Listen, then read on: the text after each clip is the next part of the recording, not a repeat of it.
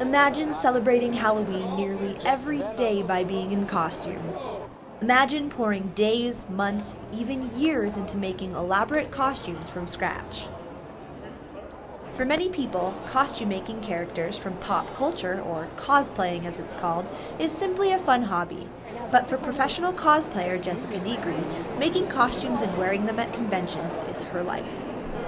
It actually started in 2009. I accidentally went to San Diego Comic-Con and dressed up as Pikachu, and someone took my photo and found my name on the internet, and then that's how it happened. After the famous Pikachu photo, Nigri gained many fans, who over the past few years have been able to connect with her at many conventions, including the September 2013 Edmonton Comic Expo. Dressed as Princess Mononoke, a character from the famous Japanese animated film, this is just one of over 30 costumes Nigri has made. Attending over 20 conventions a year, cosplay has become a full-time business for her. So I actually turned it into a business by selling posters of like my costumes and stuff, just because people were like, I would love to have a poster, and I was like, that's weird. Okay, and then it just kind of evolved, and then now companies will hire me to do like video game representation and stuff like that, and that's pretty cool. It's pretty sweet. I enjoy it. I get to be a nerd for my life.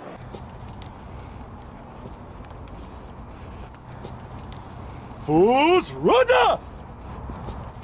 One of the million Facebook followers of Nigri, Shawn Trainor, is a Calgary costume maker. While Trainor has won a number of costume contests in professional, highly skilled categories, he says that costuming is simply a passionate hobby. I do it because it's fun.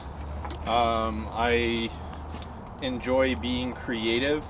I enjoy challenging myself with learning new skills and making things that are awesome.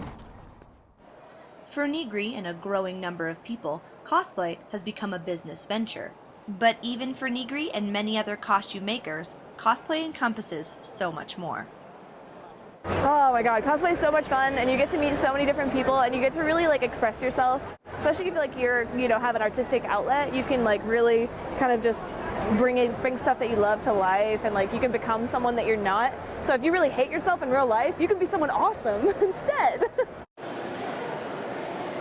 Whether people choose to dress as fully armored villains, monsters, humans, or elves, cosplay can extend to more revealing costumes, which Nigri admits to doing, and even gender-bending costumes as people explore all facets of characters from any pop culture world.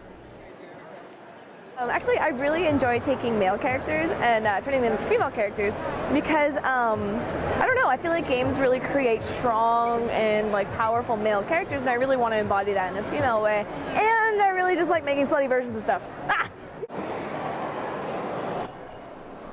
Like Nigri, Calgary cosplayer Chris Mitchell has also worn courageous gender-bending costumes.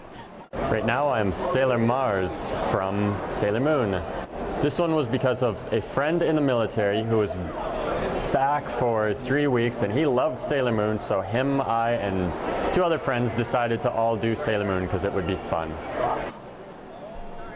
With Nigri's tendency to make provocative costumes, she says that harsh critiques and comments about her on the web have been one of the toughest aspects to cope with due to being in the cosplay limelight. I learned really fast to get a really thick skin, and now nothing bothers me, which is insane because I never thought I could get to that point, because I used to be really insecure before I started cosplaying. And then I started to, and then I went into this huge down road that was like, oh, I'm terrible, nobody likes me, and then I realized everyone was saying the same stuff, and I was like, huh, if that's all they can come up with, then I can totally guard myself against those comments and stuff, and then I'm totally good, so. For Trainor, he says that costuming choices need to remain with the individual who's making and wearing the costume.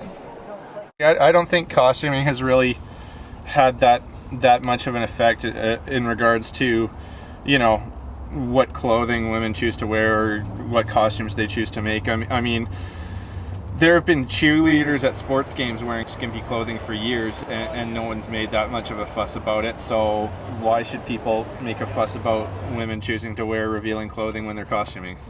It's all personal choice. Despite the negativity, Nigri says she's thankful for all her devoted fans, and when she's feeling down, she reads the fan mail addressed to her that comes pouring in daily. she shares some advice to those scared of wearing costumes that may be a bit out of their comfort zone.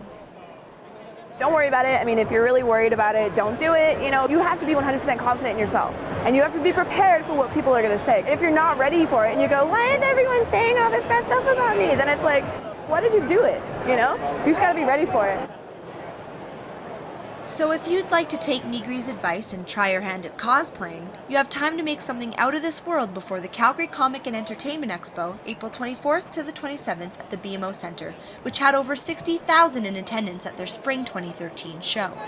Nigri plans to attend as convention organizers are estimating even more attendees this time around, as geek culture and cosplay continue to grow in popularity.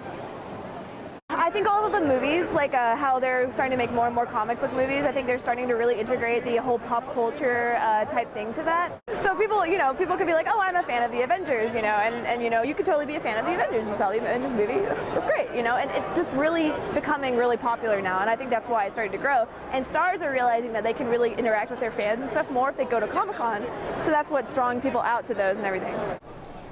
For the Calgary Journal, I'm Dara DeFreitas.